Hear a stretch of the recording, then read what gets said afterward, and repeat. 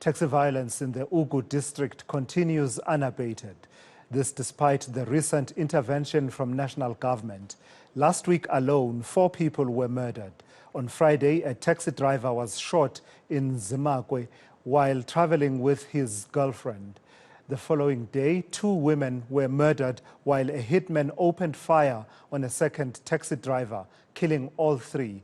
The victims were being laid to rest this weekend, and eNCA's senior reporter, Dasen Thathiah, is following that story and joins us now for an update. And Dasen, in the wake of all of this, you are always thinking about, the senselessness of it all, but what some of the reasons are. But importantly, there are victims, there are people who have lost loved ones. Definitely, Tulas, and I think what makes this particular incident or these incidents different is the risk to the passengers themselves. So in the first incident, the taxi driver was shot and his girlfriend was also present at the time. He was collecting a few items from his house. The girlfriend took cover and she was hiding inside the taxi at that time. He was shot dead outside the taxi. And then in that other incident, those women were traveling in the taxi with the driver. And as a vehicle was about to pass, he slowed down to allow that car to pass. And that the occupants of that car opened fire, shooting all of them. I even had sight of one of the women that survived today. She was shot several times on her body, even in her on her neck. So she was in a bad state, but fortunately she survived that attack. The same couldn't be said for those other women that passed away. And one of the community members there telling us that one of those ladies was in fact pregnant when she was shot dead. And I think it just speaks to the callousness of the taxi violence and the bloodshed that we are seeing within that industry, and particularly there in the Ugu District and the Harigwala districts. And it was something that had caught the attention of national government, and that's why they were there in July. But unfortunately, it seems like very little has changed. And the family of one of those victims, Annalisa Sosibo, her family is angry because they say that when they got that call on that day, they didn't know what to expect. But now in the aftermath, when they realized that this was completely preventable if there had been some kind of enforcement in the area, they are now more angry than ever. Let's listen to what her father had to say to us when he got that call from the neighbor on last weekend telling him that there'd been a shooting. Ngithole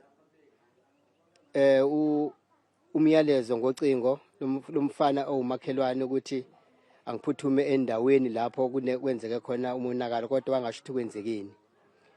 Ngithe mase ngifika khona ngathola ukuthi sekunemoto lapho bekugcwele imoto, kugcwele abantu, kunamaveni ebengangawazi abemangakhi.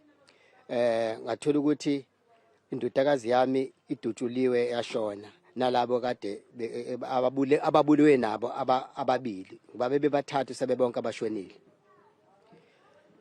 So lento yenzekile isiphathe kabuhlungu kakhulu siwumndeni wakaSosibo. Yeah, so you can just see, the pain there of the family. But of course, this is one of several incidents, Dasen. What are the communities and the affected family members telling you about the trend in as far as taxi-related violence is concerned? Tulas, when you enter that particular area of Zimbabwe, you can actually feel the tension.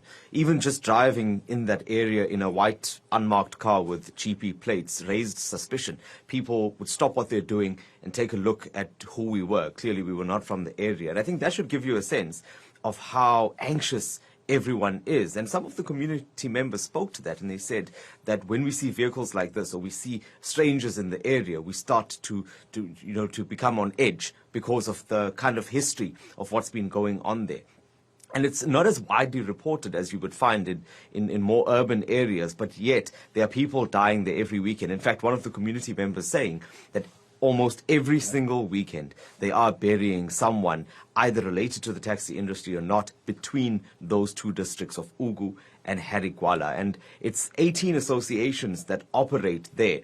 And unfortunately, this has been going on for a very long time. When the police minister spoke earlier this year in July, he said that at that time, 24 people had already been killed this year alone. So that should give you a sense of how big a problem this is. But there's also very few of the residents there want to speak publicly, even though they know who's behind these shootings. Sebebaningi kakhulu abantu asebedutshuliwe la kanzima ko taxi driver. Namhlanje na abantu sekunzima ukuthi bahambe bayogibela bazosaba ukugibela ama-taxi ngoba manje kufa abantu ema-taxini kodwa akho lutho futhi olwenzekayo emphakathini ukuthi kutholakala abantu ababulala abantu ukuthi obani. So manje iyaqhubeka ngani ngoba akho umuntu oboshwayo. Yonke into bayenza ngokukhululeka ukuthi abenze into abayithandayo elimaza umphakathi osebenzisa ama-taxi endaweni yakanzima. Yeah, so that is that is the father of one of the victims there, Derek Sosibo, just capturing the community sentiment. You can just hear as Dasen has been describing. Thank you for that. That's eNCA's senior reporter, Dasen Thathiah. Look out for more of his reporting on that story around the taxi violence in the area of Ugu District in KwaZulu-Natal.